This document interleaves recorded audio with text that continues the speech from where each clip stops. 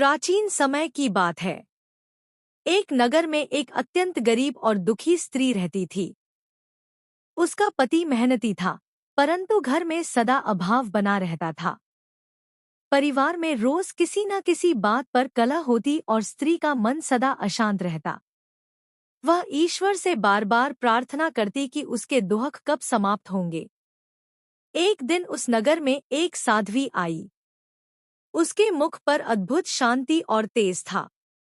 उस साध्वी ने स्त्री से उसके दुख का कारण पूछा। स्त्री ने रोते हुए अपनी सारी पीड़ा बता दी।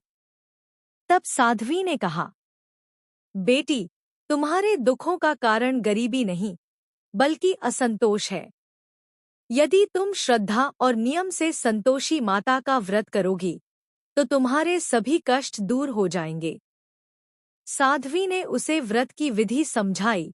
हर शुक्रवार को व्रत रखना, खट्टे पदार्थों का त्याग करना, गुड़ और चने का भोग लगाना तथा सच्चे मन से माता की कथा सुनना। स्त्री ने श्रद्धा से संतोषी माता का व्रत प्रारंभ किया। पहले शुक्रवार को उसने थोड़े से गुड़चने चढ़ाए और माता से केवल संतोष और शांति की प्रार्थना की।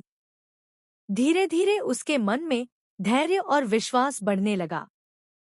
कुछ ही समय में उसके जीवन में परिवर्तन होने लगा। घर में कलह कम होने लगी। पति को अच्छा काम मिलने लगा और आमदनी बढ़ने लगी।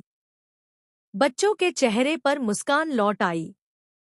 स्त्री ने अनुभव किया कि माता की कृपा से उसके घर में सुख और शांति आने लगी है। एक शुक्रवार को पड़ोसियों ने उसे खट्टा भोजन करने का आग्रह किया, परंतु उसने माता का स्मरण कर विनम्रता से मना कर दिया। उसी रात उसे स्वप्न में संतोषी माता के दर्शन हुए। माता ने कहा, बेटी, तुमने व्रत को श्रद्धा और नियम से निभाया है। अब तुम्हारे जीवन में कभी असंतोष और अभाव नहीं रहेगा। सुबह उठकर स्त्री ने माता को नमन किया और जीवन भर संतोषी माता की भक्ति करने का संकल्प लिया। उसका जीवन सुख, शांति और संतोष से भर गया।